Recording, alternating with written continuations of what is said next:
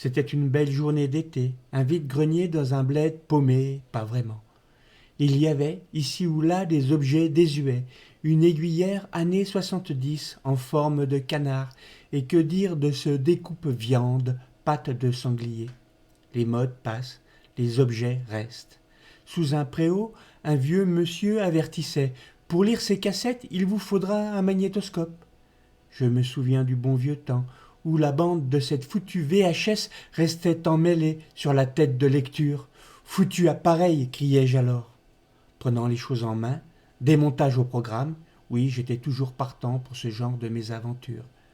Le remontage, c'était une autre histoire, vous l'avez deviné, c'était aussi l'achat d'un autre magnétoscope, plus performant, avec de nouvelles fonctionnalités. Pas vraiment le sens du bricolage, le bonhomme, pas non plus le portefeuille bien garni. Mon seul talent, de la jeunesse à revendre. C'était une belle journée d'été, un vide-grenier dans un bled paumé, pas vraiment. Les marchands d'un jour étaient venus tôt le matin. Ils s'interpellaient les uns les autres. « Tu as beaucoup vendu ?» demandait l'un. « Oui, ça va, j'ai fait 30 euros, rétorqua un autre. Non, ils n'étaient pas venus pour l'argent. Ils avaient du temps à vendre, de l'amitié à prendre.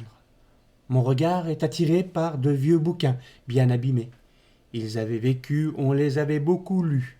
Ils avaient plu, sans doute, mais il fallait faire de la place, ainsi va la vie. Un gamin, haut comme 3 pommes, proposait quelques jouets. Maintenant, il était grand et avait d'autres envies, d'autres besoins. Adieu petite voiture, joli tracteur. C'était une belle journée d'été, un vide-grenier dans un bled paumé, pas vraiment. 30 kilomètres pour venir ici, il fallait avoir envie. Passer un col, pas vraiment dangereux. Papy est content de cette si jolie balade. Il voulait vivre une expérience nouvelle. Cela tombait bien.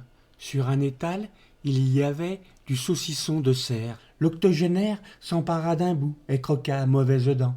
Il eut du mal à le mâcher. Quel aventurier! Après tant de découvertes, une petite pause s'imposa, direction le bar. Quelques diabolos fraises ainsi qu'un cappuccino, puis est venu le temps du départ. Nous prendrons une autre route de retour, affirme fièrement le chef de famille. Voir d'autres paysages, peut-être aussi se rappeler d'autres souvenirs. Oui, ce fut une belle journée d'été. Il y avait un vide-grenier dans un bled paumé, pas vraiment.